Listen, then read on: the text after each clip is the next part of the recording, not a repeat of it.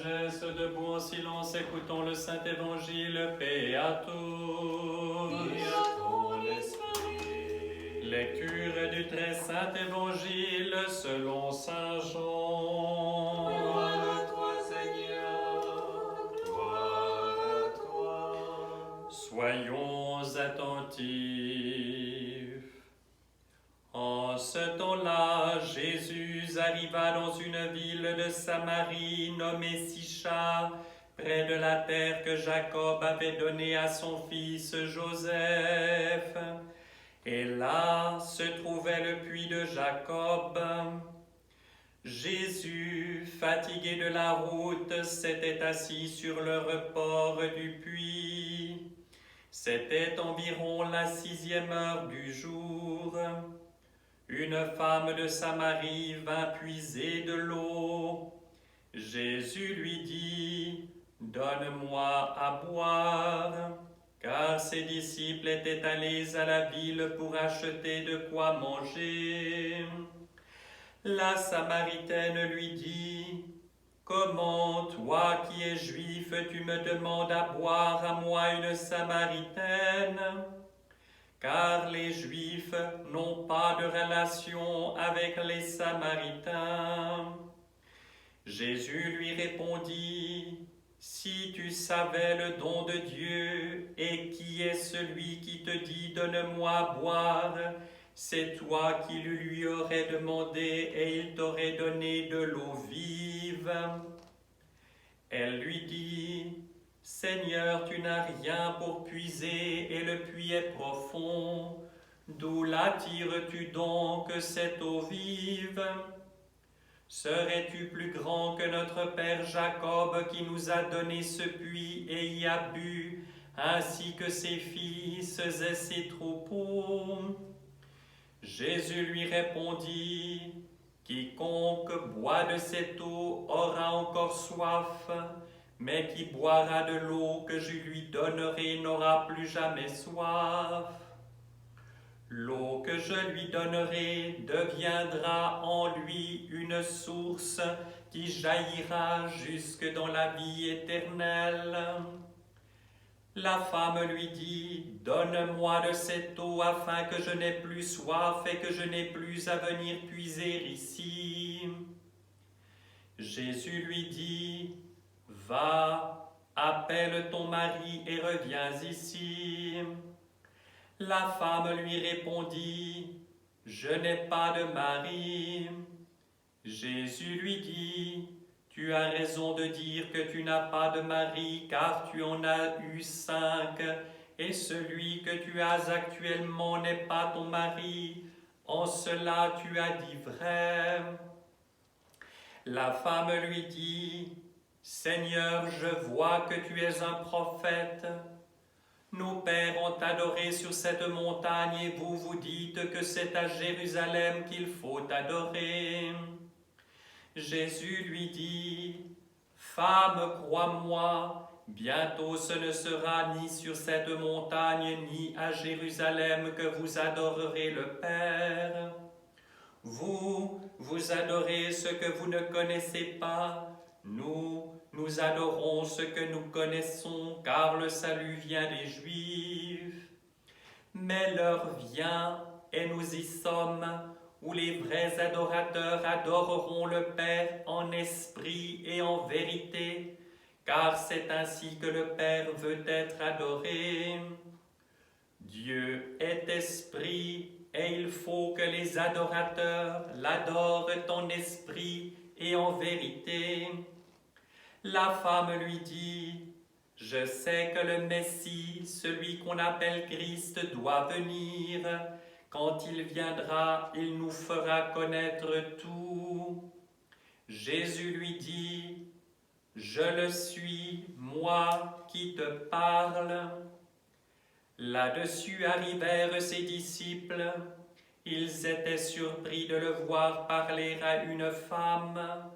Pourtant nul ne lui dit, « Que lui demandes-tu ou pourquoi lui parles-tu » La femme alors, laissant là sa cruche, courut à la ville et dit aux gens, « venez voir un homme qui m'a dit tout ce que j'ai fait, ne serait-ce pas le Christ? Ils sortirent de la ville et vinrent à lui. Pendant ce temps, les disciples le pressaient en disant, « Rabbi, viens manger. » Mais il leur dit, « J'ai pour me nourrir un aliment que vous ne connaissez pas. » Les disciples se demandaient entre eux, « Quelqu'un lui aurait-il porté à manger ?» Jésus leur dit, « Ma nourriture est de faire la volonté de celui qui m'a envoyé et d'accomplir son œuvre. Ne dites-vous pas, vous, encore 4 mois et ce sera la moisson? Eh bien, moi, je vous dis, levez les yeux et voyez, les champs sont blancs pour la moisson. Déjà le moissonneur reçoit son salaire, il amasse du grain pour la vie éternelle, et le semeur partage ainsi la joie du moissonneur. Car c'est bien le cas de dire, l'un sème, l'autre moissonne. Moi je vous ai envoyé moissonner là où vous n'aviez pas travaillé, d'autres ont peiné et vous héritez le fruit de leur labeur. Plusieurs Samaritains de cette ville crurent en lui à cause de la parole de la femme qui affirmait « Il m'a dit tout ce que j'ai fait ». Quand donc ils furent arrivés près de lui, les Samaritains lui demandèrent de rester chez eux, et il y resta 2 jours. Et un plus grand nombre crut en lui à cause de sa parole, et il disait à la femme, « Ce n'est plus sur ta parole que nous croyons maintenant, car nous l'avons entendu par nous-mêmes, et nous savons qu'il est en vérité le Sauveur du monde, le Christ. » Gloire à toi, Seigneur, gloire à toi.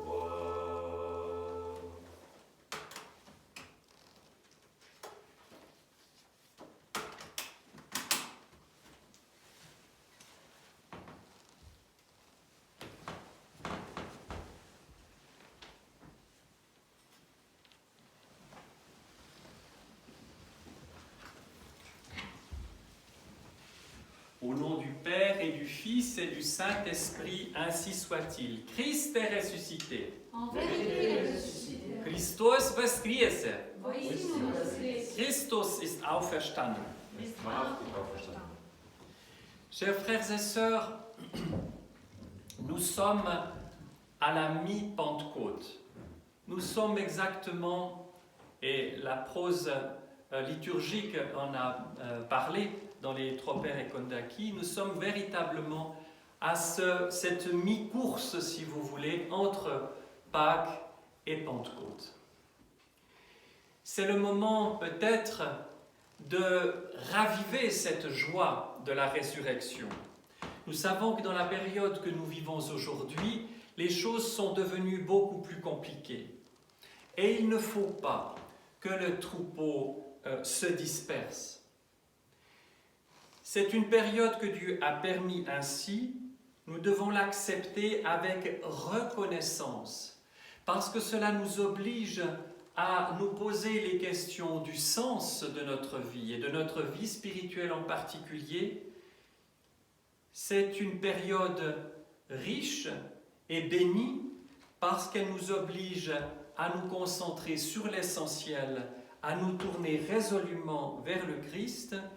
C'est une période de vérification aussi, c'est-à-dire de vérification de la qualité de l'enracinement de notre foi, de savoir si cette foi est vivante, si cette foi est forte, si cette foi est capable de suivre le Christ jusqu'au bout, quelles que soient les circonstances.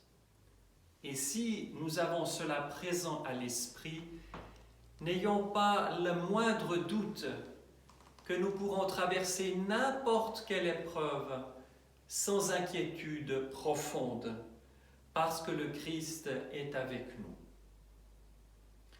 Aujourd'hui, il y a ce passage extraordinaire que nous venons d'entendre de l'Évangile selon Saint Jean. Ce passage, cet épisode de la Samaritaine que le Christ rencontre au puits de Jacob. Et il est question, entre mille choses, de cette eau vive. Et sans doute que les saints pères ont placé ce récit de la Samaritaine à ce moment-là, pas pour rien. Parce qu'étant à la mi-parcours, si vous voulez, nous sentons ce besoin de l'Esprit Saint. Nous prenons conscience que même si nous sommes créatures de chair et que nous devons satisfaire les besoins légitimes de cette chair-là, cela ne peut en aucune façon satisfaire la soif et la faim de nos âmes. Pourquoi ? Parce que nos âmes ne sont pas charnelles, elles sont spirituelles. Parce que nos âmes ont été créées immortelles et qu'elles ne peuvent se satisfaire des choses les plus belles, les plus saintes, les plus merveilleuses de cette terre. Parce que tout ce qui est de cette terre ne fait que passer et est mortel. Et lorsque nous nous attachons au livre des psaumes, nous voyons combien de fois le saint roi et prophète David appelait de ses vœux cette nourriture céleste, cette eau vive. Pourtant, il est comblé de tout. C'est un homme riche, puissant. Il gouverne en cette période de l'histoire du peuple d'Israël un territoire qui n'avait jamais été aussi grand. Il est comblé de bénédictions. Il ne manque, et c'est le moins que l'on puisse dire, de rien, et pourtant, son âme reste profondément assoiffée, elle reste profondément insatisfaite. Et nous sommes tous dans cette insatisfaction d'une certaine façon. La plupart d'entre les hommes courent après je ne sais quoi pour combler un vide qu'ils constatent en eux. Et le chrétien lui-même court après mille choses et soucis pour combler un vide ou quelque chose qui y ressemble en tout cas. Et là, nous plongeons au cœur de ce qu'est la vie spirituelle. Nous devons appeler de tout notre être à ce que cette insatisfaction soit balayée, si vous voulez, que cette insatisfaction se transforme en satisfaction et en béatitude.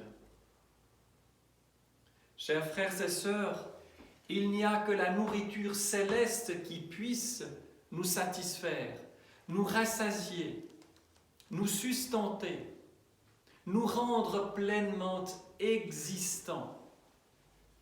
Et cette nourriture-là, c'est la vie divine elle-même. C'est le Christ Dieu. Nous voyons bien dans ce passage que le Christ n'est pas une sorte d'esprit ou qu'il serait une semblance de corps humain. Il est pleinement humain. Il est question de nourriture, les apôtres sont allés chercher à manger, etc. Et ils restent, eux tous, dans ce questionnement de cette terre. Quelqu'un t'a-t-il donné à manger, etc. Alors qu'il parle d'autre chose. Et il n'en parle pas tellement comme un oui-dire, mais comme une réalité vécue parce qu'il est cette parole vivifiante et créatrice, parce qu'il est Dieu.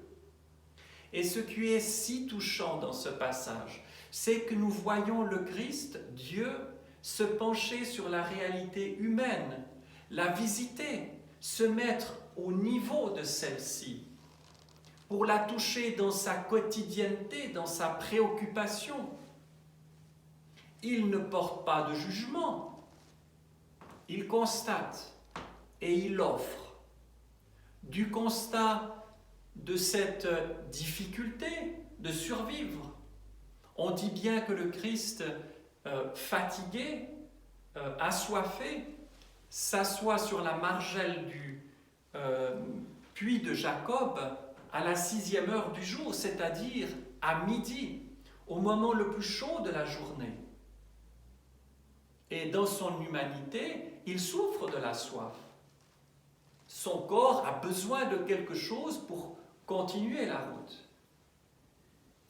Et c'est dans ce moment de quotidienneté, dirais-je, qu'il révèle la véritable nature, le véritable besoin de l'homme. C'est cette aspiration, ce désir de la vie divine. Ce désir, s'il est comblé, fera qu'elle n'aura cette âme plus jamais faim ou soif, parce qu'elle sera constamment nourrie. Cette contemplation de Dieu. Chers frères et sœurs, pour revenir à cette mi-Pentecôte, nous devons penser que cette eau vive, c'est l'Esprit Saint, cette présence de l'Esprit Saint dans nos vies, qui nous fait connaître toutes choses, qui nous fait nous ressouvenir de toutes les grâces du Christ.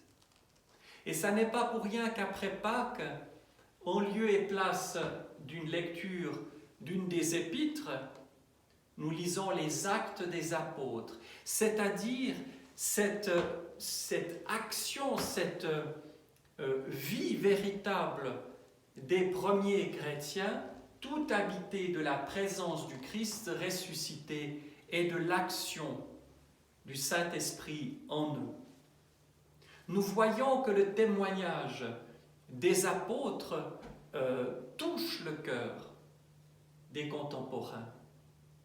Mais le Christ prévient. Vous moissonnez là où les autres ont semé. Et nous voyons que si tant et tant de gens, si des multitudes à entendre le Christ, à entendre après les apôtres et plus tard les évêques et tout le peuple chrétien témoignant sa foi et y adhérer, c'est parce que les cœurs étaient prêts.